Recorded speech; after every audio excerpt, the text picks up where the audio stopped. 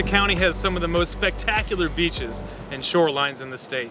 And we're fortunate to have a unique team of experts that work to sustain this beauty for both residents and tourists, as well as the environment.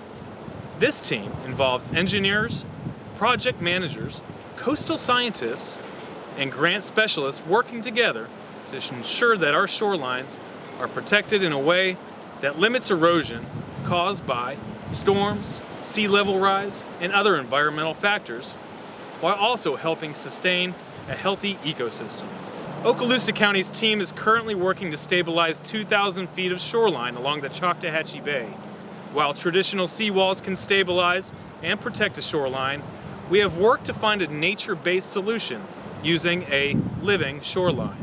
Alex, can you talk a little bit about what a living shoreline is and the benefits of it? Yeah, so like you said, we're here on Choctawhatchee Bay. We're down in the southwest corner here in Veterans Park, adjacent to Marler Park, and that's the site of where this project is. So specifically, we're looking to erect a living shoreline here on this shore, about 2,000 feet long. It ends up being quite a bit cheaper than our traditional shoreline protection methods. Putting in a seawall or just rigid concrete can actually cause negative effects with the waves hitting it, reflecting back, and causing a heck of a lot more erosion. By putting a living shoreline, the oyster or rock breakwater allows the waves to be broken down before hitting the shore and causing additional erosion.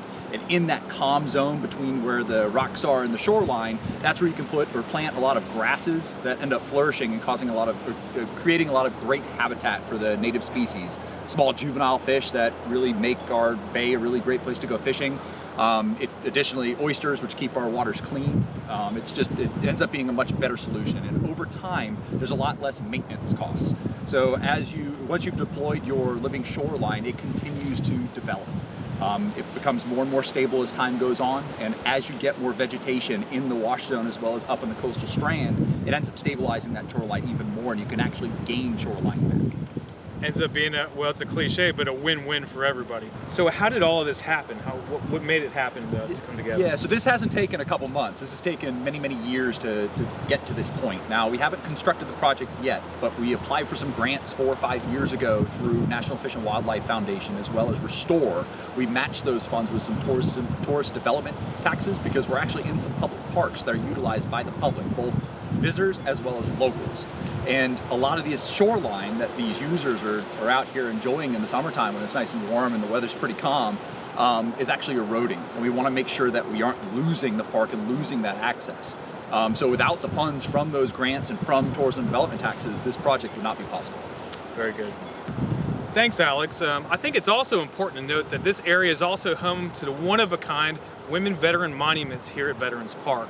These 8 life-size bronze statues pay tribute to women who have served in military conflicts dating back to the Revolutionary War. Their sacrifice and their stories are told along a quarter-mile path that is surrounded by this remarkable environment and is home to numerous species of birds, plants, and other wildlife. It's clear that the cost-benefit of using green infrastructure like the living shoreline that will be installed coincides with the proper intention of this park for visitors while recognizing the importance of our natural surroundings. With proper consideration of our environment, we can all learn to mitigate loss and focus our resources on opportunities that establish a sustainable world.